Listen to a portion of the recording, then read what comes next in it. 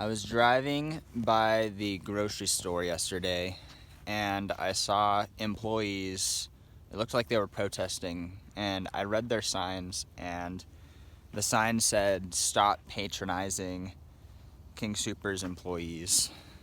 And it kind of just breaks my heart because that's such a difficult situation to be in. I remember I used to work at Chick-fil-A, and I would be cleaning the tables, and every once in a while customers would whistle at me or talk to me like I was their slave and be like, "Clean my table." And just tons of other ridiculous situations. I remember refereeing soccer, and it was 34 degrees and raining, so I put on my jacket underneath my referee jersey, and the jacket had a hood. And at halftime, one of the tournament supervisors came over and told me that I'm not supposed to be wearing something with a hood. Straight ridiculousness, complete disregard for the fact that it's 34 degrees and it's cold, and I'm getting paid only a decent amount to be doing this, and I didn't try and cancel my games or anything. And then to get that type of comment is absolutely insane, ridiculous, and borderline dehumanizing. And so just being reminded of people who are getting patronized because they're just working their job and they're probably in a bad situation, or they're a student and they don't have time to do some kind of job that pays a little bit more, it just breaks my heart. That's one reason why I'm so adamant about teaching people how to resell, because it really is something that you can do to get yourself out of a situation like that.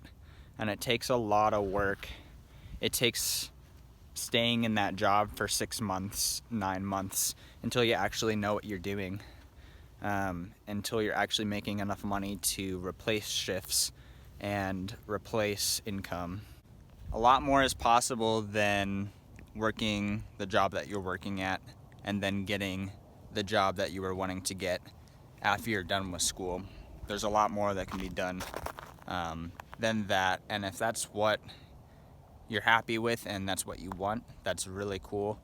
But it is really helpful to know that there's literally so many different things that you can do, and there's a lot more opportunity than you would think there is. So that's just a thing that's been on my mind recently. It just breaks my heart seeing people in situations that they absolutely hate, because it's just, I've been in similar situations, and I'm extremely blessed to be able to not be doing something that just really sucks and is sometimes borderline dehumanizing. And I really want that for other people too. There's plenty of space for other people to come into this market. Amazon, their online sales is 55% third-party sellers, and yet it's the #1 retailer in the nation online. And so there's definitely space for other people. Of course, it would be nice if me and 2 of my closest friends only sold on Amazon, because then we'd have all the margins and everything. But there is definitely space for other people, and I would much rather have someone who's in a horrible situation be able to have a much better situation and my margins go down by 4%. I don't really care. So just want the best for you guys. It really does take a lot of work though, and it is difficult, and it is a skill that you have to learn, and you have to be patient, but it really is doable. All the things that you need to know basics wise are on YouTube. There are people on social media who will answer questions if you ask them specifically and you've taken some kind of action. It's all right there, and you have to take consistent action over a long period of time. So it's not going to be 2 months and you're replacing your part-time or minimum wage income. Like, unless you're like a savant at it, you're really good at it, you're just gonna have to put in some serious work probably, but it is very doable.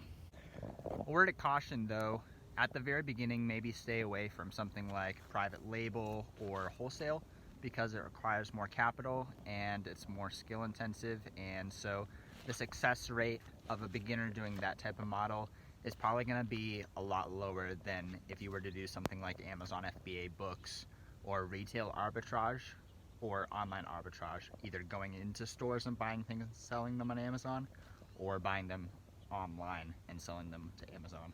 Or you could even do eBay or 𝗦𝗏𝗃 or Poshmark. Just stick with something like that before you get into something like private label or wholesale, because I don't want you guys to get really against the whole working for yourself reselling type thing before you even really start. So hope this is helpful. Subscribe if you're new around here, and I hope to teach you guys more, and take care.